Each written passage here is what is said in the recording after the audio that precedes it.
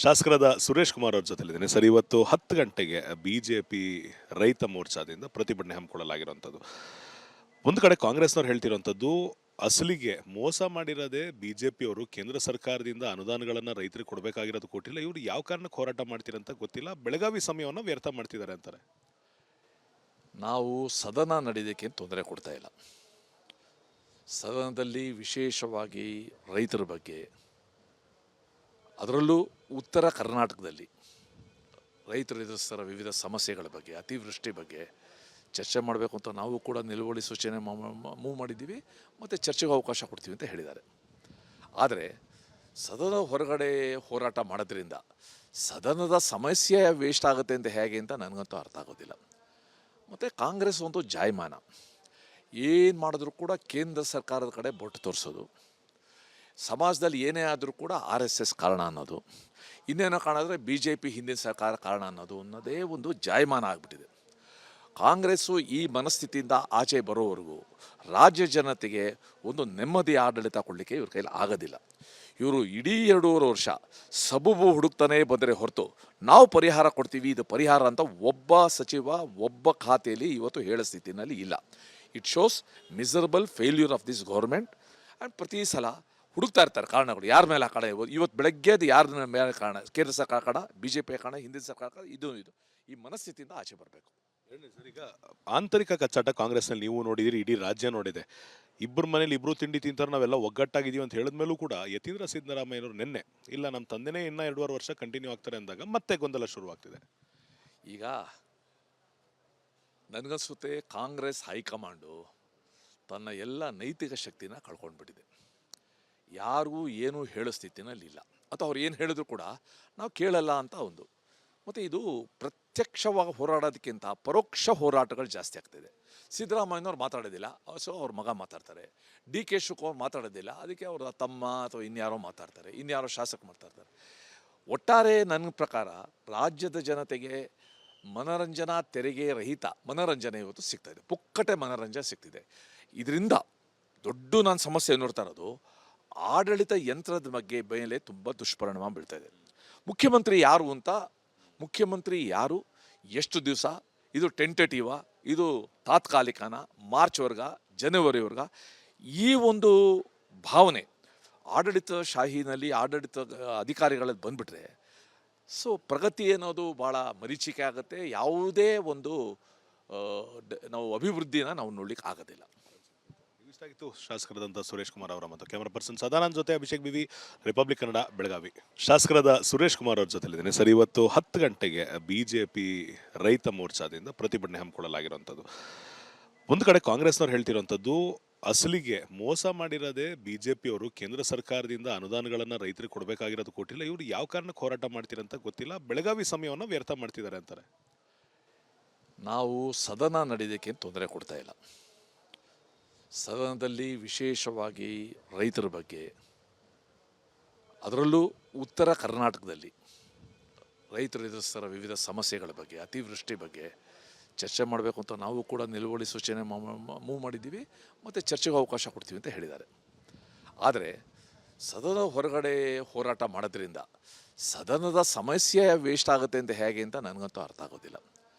ಮತ್ತು ಕಾಂಗ್ರೆಸ್ ಒಂದು ಜಾಯಮಾನ, ಏನು ಮಾಡಿದ್ರೂ ಕೂಡ ಕೇಂದ್ರ ಸರ್ಕಾರದ ಕಡೆ ಬೊಟ್ಟು ತೋರಿಸೋದು, ಸಮಾಜದಲ್ಲಿ ಏನೇ ಆದರೂ ಕೂಡ RSS ಕಾರಣ ಅನ್ನೋದು, ಇನ್ನೇನೋ ಕಾಣಿದ್ರೆ BJP ಹಿಂದಿನ ಸರ್ಕಾರ ಕಾರಣ ಅನ್ನೋದೇ ಒಂದು ಜಾಯಮಾನ ಆಗಿಬಿಟ್ಟಿದೆ. ಕಾಂಗ್ರೆಸ್ಸು ಈ ಮನಸ್ಥಿತಿಯಿಂದ ಆಚೆ ಬರೋವರೆಗೂ ರಾಜ್ಯ ಜನತೆಗೆ ಒಂದು ನೆಮ್ಮದಿ ಆಡಳಿತ ಕೊಡಲಿಕ್ಕೆ ಇವ್ರ ಕೈಲಿ ಆಗೋದಿಲ್ಲ. ಇವರು ಇಡೀ 2.5 ವರ್ಷ ಸಬೂಬು ಹುಡುಕ್ತಾನೆ ಬಂದರೆ ಹೊರತು ನಾವು ಪರಿಹಾರ ಕೊಡ್ತೀವಿ, ಇದು ಪರಿಹಾರ ಅಂತ ಒಬ್ಬ ಸಚಿವ ಒಬ್ಬ ಖಾತೆಯಲ್ಲಿ ಇವತ್ತು ಹೇಳೋ ಸ್ಥಿತಿನಲ್ಲಿ ಇಲ್ಲ. It shows miserable failure of this government. And ಪ್ರತಿ ಸಲ ಹುಡುಕ್ತಾ ಇರ್ತಾರೆ ಕಾರಣಗಳು, ಯಾರ ಮೇಲೆ ಕಾರಣ. ಇವತ್ತು ಬೆಳಗ್ಗೆ ಅದು ಯಾರ ಮೇಲೆ ಕಾರಣ, ಕೇಂದ್ರ ಸರ್ಕಾರ ಕಾರಣ, BJP ಕಾರಣ, ಹಿಂದಿನ ಸರ್ಕಾರ ಕಾರಣ, ಇದು ಈ ಮನಸ್ಥಿತಿಯಿಂದ ಆಚೆ ಬರಬೇಕು. ಈಗ ಆಂತರಿಕ ಕಚ್ಚಾಟ ಕಾಂಗ್ರೆಸ್ನಲ್ಲಿ ನೀವು ನೋಡಿದಿರಿ, ಇಡೀ ರಾಜ್ಯ ನೋಡಿದೆ. ಇಬ್ಬರು ಮನೇಲಿ ಇಬ್ರು ತಿಂಡಿ ತಿಂತಾರೆ, ನಾವೆಲ್ಲ ಒಗ್ಗಟ್ಟಾಗಿದ್ದೀವಿ ಅಂತ ಹೇಳಿದ್ಮೇಲೂ ಕೂಡ ಯತೀಂದ್ರ ಸಿದ್ದರಾಮಯ್ಯನವರು ನಿನ್ನೆ ಇಲ್ಲ ನಮ್ಮ ತಂದೆನೇ ಇನ್ನ 2.5 ವರ್ಷ ಕಂಟಿನ್ಯೂ ಆಗ್ತಾರೆ ಅಂದಾಗ ಮತ್ತೆ ಗೊಂದಲ ಶುರುವಾಗ್ತಿದೆ. ಈಗ ನನಗನ್ಸುತ್ತೆ ಕಾಂಗ್ರೆಸ್ ಹೈಕಮಾಂಡು ತನ್ನ ಎಲ್ಲ ನೈತಿಕ ಶಕ್ತಿನ ಕಳ್ಕೊಂಡ್ಬಿಟ್ಟಿದೆ. ಯಾರಿಗೂ ಏನೂ ಹೇಳೋ ಸ್ಥಿತಿನಲ್ಲಿ ಇಲ್ಲ, ಅಥವಾ ಅವ್ರು ಏನು ಹೇಳಿದ್ರು ಕೂಡ ನಾವು ಕೇಳಲ್ಲ ಅಂತ ಒಂದು. ಮತ್ತು ಇದು ಪ್ರತ್ಯಕ್ಷವಾಗಿ ಹೋರಾಡೋದಕ್ಕಿಂತ ಪರೋಕ್ಷ ಹೋರಾಟಗಳು ಜಾಸ್ತಿ ಆಗ್ತಿದೆ. ಸಿದ್ದರಾಮಯ್ಯನವ್ರು ಮಾತಾಡೋದಿಲ್ಲ, ಸೊ ಅವ್ರ ಮಗ ಮಾತಾಡ್ತಾರೆ.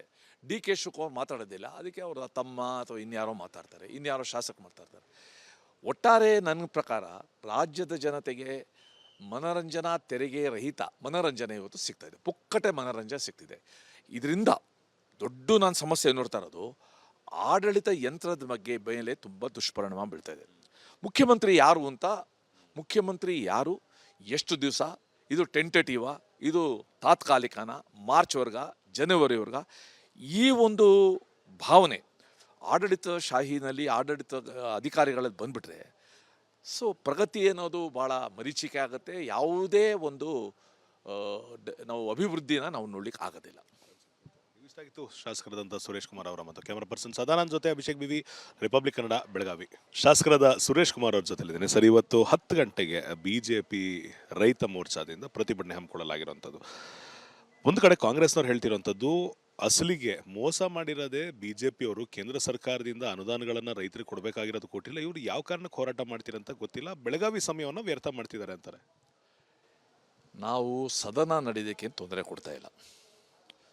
ಸದನದಲ್ಲಿ ವಿಶೇಷವಾಗಿ ರೈತರ ಬಗ್ಗೆ, ಅದರಲ್ಲೂ ಉತ್ತರ ಕರ್ನಾಟಕದಲ್ಲಿ ರೈತರು ಎದುರಿಸ್ತಾರ ವಿವಿಧ ಸಮಸ್ಯೆಗಳ ಬಗ್ಗೆ, ಅತಿವೃಷ್ಟಿ ಬಗ್ಗೆ ಚರ್ಚೆ ಮಾಡಬೇಕು ಅಂತ ನಾವು ಕೂಡ ನಿಲುವಳಿ ಸೂಚನೆ ಮೂವ್ ಮಾಡಿದ್ದೀವಿ ಮತ್ತು ಚರ್ಚೆಗೆ ಅವಕಾಶ ಕೊಡ್ತೀವಿ ಅಂತ ಹೇಳಿದ್ದಾರೆ.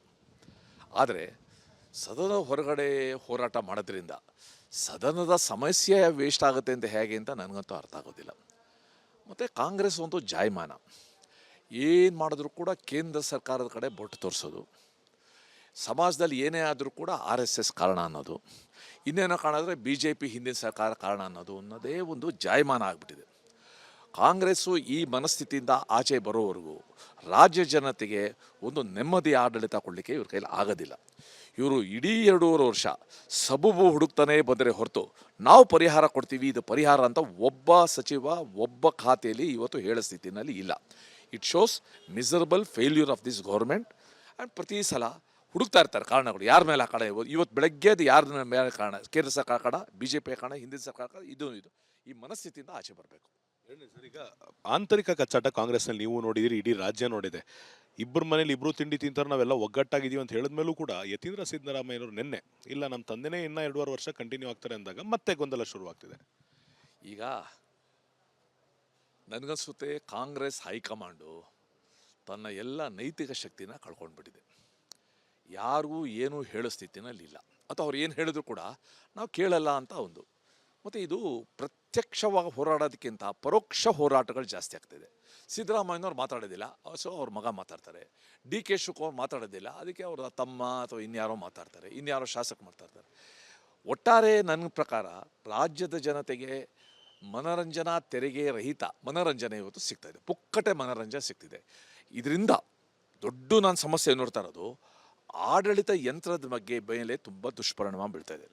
ಮುಖ್ಯಮಂತ್ರಿ ಯಾರು ಅಂತ, ಮುಖ್ಯಮಂತ್ರಿ ಯಾರು, ಎಷ್ಟು ದಿವಸ, ಇದು ಟೆಂಟೇಟಿವಾ, ಇದು ತಾತ್ಕಾಲಿಕನ, ಮಾರ್ಚ್ವರೆಗ, ಜನವರಿವರೆಗ, ಈ ಒಂದು ಭಾವನೆ ಆಡಳಿತ ಶಾಹಿನಲ್ಲಿ ಆಡಳಿತ ಅಧಿಕಾರಿಗಳಲ್ಲಿ ಬಂದುಬಿಟ್ರೆ ಸೊ ಪ್ರಗತಿ ಅನ್ನೋದು ಭಾಳ ಮರೀಚಿಕೆ ಆಗುತ್ತೆ. ಯಾವುದೇ ಒಂದು ನಾವು ಅಭಿವೃದ್ಧಿನ ನಾವು ನೋಡ್ಲಿಕ್ಕೆ ಆಗೋದಿಲ್ಲ. ಇಷ್ಟಾಗಿತ್ತು ಶಾಸಕರಾದಂಥ ಸುರೇಶ್ ಕುಮಾರ್ ಅವರ ಮತ್ತು ಕ್ಯಾಮರಾ ಪರ್ಸನ್ ಸದಾನಂದ್ ಜೊತೆ ಅಭಿಷೇಕ್ ಬಿವಿ, ರಿಪಬ್ಲಿಕ್ ಕನ್ನಡ, ಬೆಳಗಾವಿ.